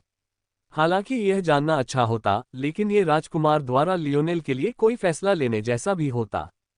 इस क्रम से पूरी तरह दूर रहकर लियोनस न केवल ये समझने में सक्षम हुआ कि लियोनेल की निष्ठा कहाँ है, बल्कि वह लियोनेल का परीक्षण करने में भी सक्षम हुआ। हालांकि उसने कभी नहीं सोचा था कि लियोनेल इतना सक्षम होगा। इस स्थिति का इससे बेहतर समाधान तो वह भी नहीं सोच सकता था। लियोनेल ने अपना सिर हिलाया और इसे भूलने का फैसला किया। यह मिशन किस बारे में है? यह प्रश्न सुनकर लाइन्स अंततः गंभीर हो गया। यह एक सीमा मिशन है। यह देखकर कि लियोनेल की कोई खास प्रतिक्रिया नहीं हुई, लियोनस ने लगभग अपना माथा पीट लिया। वह भूल गया था कि लियोनेल पहले कभी किसी मिशन पर नहीं गया था, तो उसे कैसे पता था कि बॉर्डर मिशन, ये दो शब्द कितने निंदनीय हैं। लाइन्स ने आह भरी और समझाना शुरू किया। कैमलॉट में एक सुरक्षा वलय प्रणाली है। सबसे सुरक्षित स्थान राज्य का मध्य भाग है। ये कैमलॉट और उसके आसपास के 100 मील के दायरे को घेरता है। उसके आगे पीला मिशन वलय है। ये 100 से 500 मील के दायरे को घेरे हुए है। आमतौर पर ये मिशन प्रशिक्षु जादूगरों द्वारा लिए जाते हैं। वे छोटे जानवरों के झुंड, डाकुओं, छोटे विद्रोहियों वगैरह से निपटते हैं। पीले मिशन रिंग के पार लाल मिशन रिंग है। ये राज्य के केंद्र से 500 से 600 मील की दूरी पर है। इन मिशनों को केवल आधिकारिक जादूगर ही छू सकते हैं। यहाँ होने वाले विद्रोह बहुत भयंकर होते हैं और डाकू अपने कबीले और छोटी छोटी जागीरें बना लेते हैं, जिससे वे और भी ज्यादा खतरनाक हो जाते हैं। लाल मिशन रिंग के पार काला मिशन रिंग है। ये राज्य के केंद्र से 600 से 800 मील दूर है। केवल कुलीन आधिकारिक जादूगर और कमजोर जादूगर ही इस क्षेत्र में मिशन ले सकते हैं। ब्लैक मिशन रिंग वह जगह है जहां राक्षसों और काले जादू के शुरुआती उदाहरण पाए जा सकते हैं। कैमलॉट के कुछ सबसे खूंखार अपराधी इसी क्षेत्र में छिपे हुए हैं। यहां मरने वालों की संख्या 20% से भी ज्यादा है। लियोनेल ने भौहें चढ़ाईं, यह इतना गंभीर था। ब्लैक मिशन रिंग के पार बॉर्डर मिशन रिंग है। इसे दूसरे नाम से भी जाना जाता है, डेमन मिशन रिंग। ये किंगडम के केंद्र से 800 से 1000 मील की दूरी पर है। यह क्षेत्र कैमलॉट और डेमन किंगडम के बीच की निर्जन भूमि है। वहां हमारे और मोड्रेड की डेमन सेना के बीच लगातार झड़पें होती रहती हैं। यही हमारा मिशन है। लियोनेल ने ठंडी सांस ली, लेकिन वह जानता था कि उसे जाना होगा। वह जानता था कि साइड मिशन निरर्थक नहीं थे। यह एक जोन था, ना एक वीडियो गेम। चूंकि साइड मिशन होते थे, इसलिए उनका एक उद्देश्य था। वे मुख्य मिशन को पूरा करने के लिए एक मार्गदर्शक की तरह काम करते थे। चूंकि वह डायमंड मिशन रिंग में जा रहा था, इसलिए ये देखने का अच्छा मौका था कि वह मॉड्रेट को एक ही झटके में मार सकता है या नहीं। लियोनेल ने फिर से अपने दुखते नितंबों को छुआ। वह गिनती भूल चुका था कि उसने कितनी बार ऐसा किया था, लेकिन बेचैनी अभी भी कम नहीं हुई थी। लियोनेल को दोबारा ऐसा करते देख लियोनस हंसी रोक नहीं पाया। हालांकि उसने जल्दी से इसे छिपाने की कोशिश की, लेकिन लियोनेल अपनी तेज इंद्रियों के कारण ऐसी कोई बात नजरअंदाज नहीं कर सकता था। वह बस क्राउन प्रिंस की तरफ एक तीखी नजर डाल सकता था। दुर्भाग्यवश इस तीखी निगाह ने लाइन्स की रोकी हुई हंसी को प्रचंड ज्वार की तरह फूट पड़ने पर मजबूर कर दिया। यदि अन्य लोगों को पता चले कि महान अर्थेन चाइल्ड लियोनेल कुछ घंटों तक घोड़े की सवारी नहीं कर सकते, तो उनकी क्या प्रतिक्रिया होगी। लियोनस की हंसी जारी रही, मानो वह लियोनेल की तीखी निगाहों को महसूस ही न कर सका हो। लियोनेल, लियोनस और अभियान दल के बाकी सदस्यों को सीमा क्षेत्र की ओर निकले हुए कुछ दिन हो चुके थे। लियोनेल को अभी भी याद था कि जब उसने कैमलॉट द्वारा बनाए गए टेलीपोर्टेशन अरेज देखे थे तो उसे कितना सदमा लगा था। लेकिन एक पल बाद इसे स्वीकार करना अपेक्षाकृत आसान हो गया। आखिरकार, अगर टियर 9 का काला खजाना आयना को एक नई दुनिया में ले जाने में सक्षम एक ताबीज प्रदान कर सकता है, तो ये बहुत चौंकाने वाली बात नहीं थी कि कई मैगी वाली एक दुनिया में टेलीपोर्ट करने के तरीके मिल सकते हैं। शुरुआती सदमे से उबरने के बाद लियोनेल खुद पर हंसा। उसने मैजिक आर्ट टॉवर में सभी जादूगरी कलाएं देखी थीं। उनमें से कुछ में ऐसी क्षमताएं थीं जिनकी कल्पना वह सामान्य इंसान होने पर भी नहीं कर सकता था। टेलीपोर्टेशन जैसी चीज इतनी आश्चर्यजनक नहीं होनी चाहिए थी। दुर्भाग्यवश टेलीपोर्टेशन चैनलों के अस्तित्व के बावजूद लियोनेल को पिछले कुछ दिनों में घोड़े की सवारी करनी पड़ी। सुरक्षा कारणों से लाल मिशन रिंग के बाद कैमलॉट और कैमलॉट से आने जाने वाले टेलीपोर्टेशन चैनल बार बार दिखाई देना बंद हो गए और ब्लैक मिशन रिंग के भीतर भी बहुत कम थे। सीमा क्षेत्र में तो कोई भी नहीं था। इसलिए आखिरी चैनल पर पहुंचने के बाद लियोनेल, लाइन्स और बाकी समूह को घोड़े से यात्रा करनी पड़ी। लेकिन लियोनेल ने अपनी जिंदगी में पहले कभी घोड़े को छुआ तक नहीं था। दरअसल उसे याद ही नहीं कि वह कभी किसी घोड़े के पास गया हो। घंटों तक उस पर असहजता से सवारी करना तो दूर की बात है। सच तो यह है कि लियोनेल दर्द से राहत पाने के लिए बस एक साधारण उपचार मंत्र का इस्तेमाल कर सकता था, लेकिन पोप से बातचीत के बाद वह अब सार्वजनिक रूप से लाइट एलिमेंटल जादू का इस्तेमाल करने की हिम्मत नहीं कर पाया।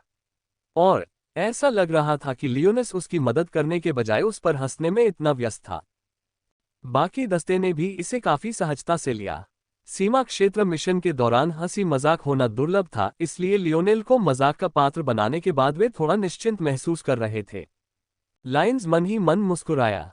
कितना दिलचस्प आदमी है। मुझे पता है कि वो इतनी आसानी से शर्मिंदा नहीं होता। बस यही वजह है कि वो तनाव कम करने के लिए जानबूझकर मजाक का पात्र बन रहा है। लियोनस को लियोनेल का विश्लेषण करना एक दिलचस्प किरदार लगा। जब भी उसे लगता कि वह उसे समझ गया है, चीजें उसकी उम्मीद से बिल्कुल अलग होती। लियोनेल में कई परतें थीं जिन्हें उजागर करना बेहद मुश्किल था। इस बार टीम में 5 सदस्य थे, जिनमें लियोनस और लियोनेल शामिल थे। उनके अलावा 3 लियोनेल भी थे, मैरी, थेबुल और अंत में एलिस।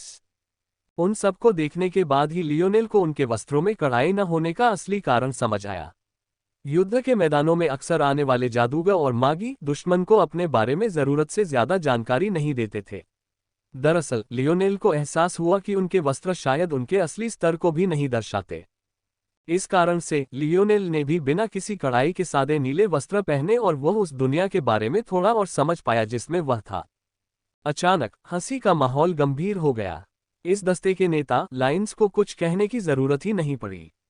वे अपने सामने फैली जमीन से देख सकते थे कि वे यहीं हैं। विभाजन रेखा इतनी स्पष्ट थी कि वह लगभग अवास्तविक लग रही थी। एक तरफ हरी घास के पत्ते थे, हालांकि ये पत्ते स्वस्थ नहीं थे और कई जगहों पर भूरे भी पड़ गए थे, फिर भी अंततः वे घास के पत्ते ही थे। लेकिन दूसरी तरफ सिर्फ धूसर फटी हुई जमीन थी। बीच बीच में कुछ कुछ वनस्पति के टुकड़े दिखाई देते, लेकिन वे सब खरपतवार जैसे लगते और इतने गहरे काले रंग के थे कि उन्हें किसी भी तरह का पौधा कहना नामुमकिन था। इस साफ रेखा के पार की दुनिया कोहरे की एक पतली चादर से ढकी हुई थी। दूर दूर तक तीक्ष्ण पर्वत श्रृंखलाएं ऊपर काले बादलों को चीरती हुई दिखाई दे रही थीं। धूसर जमीन पर लगातार हल्की हल्की बूंदाबांदी हो रही थी, फिर भी उसकी मिट्टी वैसी ही सूखी थी। दरअसल बारिश में एक अजीब सी गंध थी जिसने लियोनेल की नाक सिकोड़ दी। यह अम्लीय है। लियोनेल की भौहें गहरी हो गईं। लियोनेल, तुम अग्रिम पंक्ति में रहो। मैरी, थेबुल, उसकी बगल की रक्षा करो और हमारी टुकड़ी के दोनों ओर रहो। एलिस, पीछे रहो। लियोनेल ने सिर हिलाया। उसकी व्यवस्था बिल्कुल सही थी। चूंकि लियोनेल एक अर्थ मैच था, इसलिए उसके लिए अग्रिम पंक्ति में रहना उचित ही था। उसकी सुरक्षा और भीड़ नियंत्रण क्षमताएं सर्वोच्च थीं। इसके अलावा उसका स्पिरिट प्रेशर भी सर्वोच्च था, इसलिए वह आगे की टोह भी ले सकता था। लाइन्स उनका मुख्य उपचारक था, इसलिए उसे मध्य में संरक्षित किया जाना चाहिए। एलिस एक मानसिक जादूगरनी थी, इसलिए उसकी आक्रमण शक्ति सबसे कम थी। पीछे से लड़ने से उसे अपनी तीक्ष्ण इंद्रियों का इस्तेमाल करने का मौका मिला ताकि वे दब न जाएं। साथ ही उसे अपने गुरु जादूगर एलियाड की तरह मानसिक हमले शुरू करने के लिए जरूरी समय भी मिला। मैरी एक लकड़ी की जादूगरनी थी, जबकि थेबुल एक पवन जादूगर था। हालांकि उनकी योग्यताएं उन्हें विशेष आवंटन की अनुमति नहीं देती थीं, फिर भी उन्हें रखने के लिए ये सबसे अच्छी जगह थी। लियोनेल ने एक गहरी सांस ली और एकाग्र अवस्था में आ गया। उसकी आभा में बदलाव को महसूस करते हुए उसके साथियों के हाव भाव बदल गए। उन्हें सांस लेने में थोड़ी मुश्किल महसूस हुई, लेकिन जब उन्हें एहसास हुआ कि आभा उनकी ओर नहीं है, तो उन्होंने राहत की सांस भी ली। लियोनस की आंखें थोड़ी सिकुड़ गईं, लियोनेल की पीठ को देखते हुए। वह ये जानबूझकर नहीं कर रहा है। आपके पास कितने रहस्य हैं? लियोनेल ने एक कदम आगे बढ़ाया और इस दुनिया के दो विशालकाय देशों की सीमा से लगे धूसर भूभाग में प्रवेश किया। उसके शरीर में तुरंत एक बेचैनी सी छा गई। यह मांसपेशियों में दर्द या हल्की सर्दी जुकाम जैसा था। हालांकि यह ज्यादा गंभीर नहीं था, फिर भी इसने लियोनेल को और भी गंभीर बना दिया। बारिश की हल्की बूंदाबांदी उसके शरीर और वस्त्र पर इस तरह गूंज रही थी मानो उसकी मानसिकता को खत्म करने की कोशिश कर रही हो। बिना कोई विकल्प छोड़े वह आगे बढ़ता रहा। वह ये नहीं जानता था कि उसके खंडित घन में एक सूक्ष्म परिवर्तन हुआ था। लियोनेल के स्थानिक कंगन के भीतर बैठा, ये निष्क्रिय रूप से ऊर्जा अवशोषित करता रहा। लियोनेल के इस निर्जन क्षेत्र में कदम रखने के बाद भी ये कभी नहीं रुका। हालांकि यह ऊर्जा अलग थी। इसमें कालेपन की एक झलक थी, जो प्रयोगशाला की सेटिंग में बर्फ के गोले की ओर और छोटे मिनट के आराम करने के स्थान तक फैल गई। काला गेंडा। पावर 7 स्टार काला। शक्ति 8 स्टार काला। गति 5 स्टार काला। चपलता 4 स्टार काला। समन्वय 7 स्टार काला। सहन शक्ति 8 स्टार काला। प्रतिक्रिया 6 स्टार काला। रक्षा लगभग 9 स्टार काला। आत्मा 1 स्टार काला। बल 1 स्टार काला। पावर स्केल सटीकता 97%। लियोनेल की नजरें चमक उठीं। 3 मीटर लंबा जानवर सामने खड़ा होने के बावजूद उसने कोई प्रतिक्रिया नहीं दी। कीचड़ का गड्ढा। लियोनेल ने हाथ बढ़ाया। काला गेंडा जब तेजी से आगे बढ़ा तो जमीन कांप उठी और हिल गई। पलक झपकते ही वह 100 मीटर के दायरे में आ गया। जैसे ही वह अपने अगले पैरों को नीचे दबाने ही वाला था, अचानक उसे लगा कि उसका पैर जमीन से फिसल गया है। ठोस जमीन पर गिरने के बजाय वह एक दलदल में धंस गया, जिससे उसका शरीर आगे की ओर उछल गया। हॉर्डन। जैसे ही गेंडे का शरीर कीचड़ के गड्ढे से पूरी तरह बाहर निकलने वाला था, गड्ढा सख्त हो गया। इस अचानक बदलाव के कारण गेंडा, जो लुढ़कने ही वाला था, अचानक रुक गया। उस समय हड्डियों के टूटने की विभत्स आवाज गूंजी, जो काले गेंडे की दर्द भरी दहाड़ के आगे पूरी तरह दब गई। काला गेंडा भारी होकर पीठ के बल गिरा, उसके आगे के पैर 2 टुकड़ों में टूट गए। दरअसल उसके पैरों का एक हिस्सा अभी भी सख्त कीचड़ के गड्ढे में फंसा हुआ था। हालांकि लियोनेल ने शायद ही कोई प्रतिक्रिया व्यक्त की। एक बार फिर हवा का एक परिचित भंवर उसके शरीर के चारों ओर उठ चुका था। गेंडे के ऊपर हवा में एक मजबूत पृथ्वी तत्व घूम रहा था, जो जल्दी ही एक कांस्य कोणीय ब्लेड में परिवर्तित हो गया, जो एक सुंदर प्रकाश उत्सर्जित कर रहा था। भारी गिलोटिन। शू। ब्लेड गेंडे के खुले मुंह में धंस गया। वह दर्द से दहाड़ने में इतना व्यस्त था कि उसे खतरे का अंदाजा भी नहीं था। कुछ ही देर बाद उसके मुंह को उसकी खोपड़ी के पीछे तक छेद दिया गया, जिससे वह जमीन में धंस गया। इस समय तक लियोनेल के साथी उसकी पीठ को ऐसे देख रहे थे मानो वह कोई राक्षस हो। यह पहला दानव नहीं था जिसे लियोनेल ने मारा था। दरअसल यह 10वां भी नहीं था। फिर भी जब भी वे उसे ऐसा करते देखते तो उन्हें पहली बार की तरह ही सदमा लगता। वह जानवर कम से कम 1 स्टार मैगस जितना शक्तिशाली तो था ही। क्या लियोनेल सिर्फ एक आधिकारिक जादूगर नहीं था? उन्हें उसे खत्म करने के लिए मिलकर काम करना चाहिए था। तो फिर क्या हो रहा था? यह पावर स्केलिंग सिस्टम ठीक है, लेकिन अभी भी परफेक्ट नहीं है। यह अब बहुत व्यापक हो गया है। इसमें कुछ बदलाव की जरूरत है। लियोनेल ने शांतिपूर्वक विश्लेषण किया। वह लड़ाई ज्यादा से ज्यादा 72% कारगर थी। अगर मैंने कोई अलग तरीका अपनाया होता तो उस लड़ाई को खत्म करना ज्यादा आसान होता।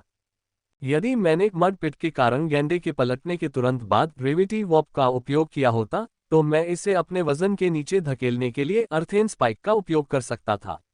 अर्थेन स्पाइक केवल एक 2 सितारा आधिकारिक कला है। इसे एक सितारा मैगस कला भारी गिलोटिन की तुलना में डालने में बहुत कम समय लगेगा, भले ही मुझे 3 सितारा आधिकारिक कला ग्रेविटी वॉर्प को ध्यान में रखना पड़े।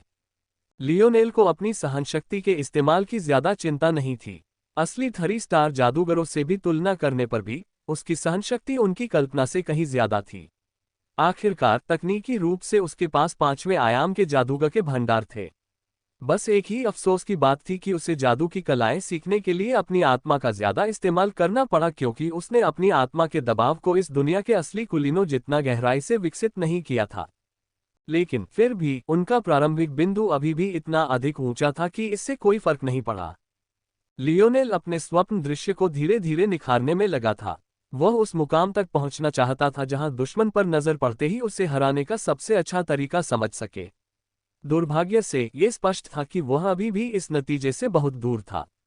72% दक्षता प्रभावशाली लग सकती है, लेकिन लियोनेल जानता था कि यह बेहद कम है। एक तो वह जितनी ज्यादा दक्षता हासिल करना चाहेगा, यह उतना ही मुश्किल होगा। लेकिन यह सबसे बड़ी बात भी नहीं थी। सच तो यह था कि गेंडा लियोनेल से कहीं ज्यादा कमजोर था। न सिर्फ वह कमजोर था, बल्कि लियोनेल से कहीं कम बुद्धिमान भी था। लियोनेल की छोटी मोटी तरकीबें उस पर तो काम कर सकती थीं, लेकिन किसी सच्चे दानव या किसी और जादूगर पर ये सिर्फ दिखावटी तरकीबें ही साबित होंगी। लियोनेल का मानना था कि अगर काला गेंडा कोई और 1 स्टार मैगस होता तो लियोनेल ज्यादा से ज्यादा 30-40% की ही दक्षता हासिल कर पाता, और अगर वह भाग्यशाली रहा और अपने दुश्मन की क्षमता का मुकाबला कर पाया तो 50% तक। दुश्मन जितना उसकी ताकत के करीब होगा, उसकी ताकत और भी कम होगी। अचानक ये सोचते ही लियोनेल के दिमाग में एक और प्रकाश बल्ब जल उठा, क्योंकि बिजली की एक शाखा उसके सपनों की दुनिया में कौंध गई। प्रतिकार। मेरे सामने आने वाले हर दुश्मन का पूरी तरह से मुकाबला करना संभव नहीं हो सकता। एक पृथ्वी जादूगर एक पवन जादूगर के लिए अभिशाप होगा, लेकिन जरूरी नहीं कि वह दूसरों के खिलाफ अच्छा प्रदर्शन करे। लियोनेल को लगा कि इस विचार में दम है। हालांकि उसके पास इस पर अमल करने का कोई सटीक तरीका नहीं था। हालांकि वह अपनी प्रतिभा की बदौलत तकनीकी रूप से सभी एलिमेंटल मंत्रों का प्रयोग कर सकता था, लेकिन वह जानता था कि यह कोई कारगर उपाय नहीं है। कैमलॉट की शक्ति प्रणाली उसके लिए केवल 3रे आयाम में ही उपयोगी होगी। 4थे आयाम में पहुंचते ही इसकी उपयोगिता समाप्त हो जाएगी। इसलिए यह समाधान केवल अल्पकालिक होगा। उसे कुछ बेहतर सोचने की जरूरत थी। लियोनेल, तुम एक राक्षस हो। क्या तुम ये जानते हो? थेबोल अचानक कुछ चिढ़कर बोला। पहले जानवर को मारने के बाद लियोनेल को जल्द ही एहसास हो जाएगा कि वह अपनी सहनशक्ति का इतना बेतहाशा इस्तेमाल नहीं कर सकता। लेकिन मौजूदा लियोनेल तो मानो अभी भी अपनी पहली लड़ाई में ही था। ये बेहद हास्यास्पद था। मूल रूप से वे लियोनेल के इस अभियान में शामिल होने के लिए 2 कारणों से सहमत थे।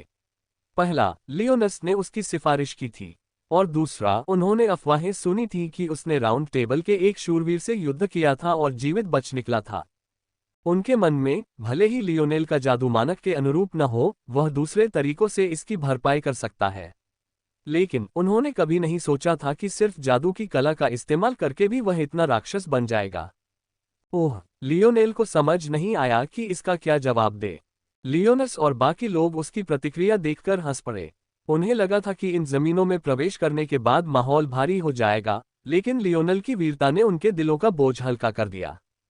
ऐसा नहीं था कि वे जानवरों को नहीं हरा सकते थे, लियोनेल भी ऐसा ही कर सकता था। वे सभी जानते थे कि इन राक्षसों को आसानी से हराया जा सकता है। असली राक्षस कहीं ज्यादा शक्तिशाली और मानव जैसे थे, लेकिन लियोनेल ने उन सभी को अपनी सहन शक्ति बचाकर रखने और अपनी पूरी क्षमता बनाए रखने दिया। यह उनकी उम्मीद से कहीं बढ़कर था। ऐसा लगता है जैसे हम अपने गंतव्य पर पहुंच गए हैं, लियोनस ने कुछ आश्चर्य भरे स्वर में कहा। उसे लगा था कि इसमें लगभग 1 हफ्ता लगेगा, लेकिन ये तो सिर्फ 3रा दिन था। उसने लियोनेल की पीठ की ओर एक और गहरी नजर डाली। उसे एहसास था कि लियोनेल कभी कभी उनकी टुकड़ी को कुछ खास दिशाओं में मोड़ देता था, लेकिन उसने इस पर ज्यादा ध्यान नहीं दिया। लेकिन ऐसा लग रहा था कि लियोनेल आगे बढ़ने के साथ साथ उनके लिए खतरे से भी बच रहा था। वास्तव में एक राक्षस। आगे एक छोटा सा अस्थायी किला खड़ा था। उसके दरवाजे काली लकड़ी के बने थे और लगभग 3 मीटर ऊंचे थे। लकड़ी की दीवारों के ऊपर से झांककर दूर से ही कई ऊंचे तंबू दिखाई दे रहे थे। उनके और छोटे किले के बीच कई गश्ती टुकड़ियां खड़ी थीं। वे पहले ही कई चौकियों से गुजर चुके थे, इसलिए इस किले के कमांडर को उनके आगमन के लिए पहले से ही तैयार रहना चाहिए था। जैसी कि उम्मीद थी, उनके पहुंचने से पहले ही द्वार खुल गए और युद्ध के घोड़ों पर सवार शूरवीरों की एक छोटी सी टुकड़ी आगे बढ़ी। लियोनेल सिहर उठा, घोड़ों पर फिर से लानत है। जब लियोनेल अपने अतीत के आघात को याद कर रहा था, तो उसने ध्यान नहीं दिया कि लियोनेस ने उसके पीछे भौहें चढ़ानी शुरू कर दी थीं। कुछ गलत है।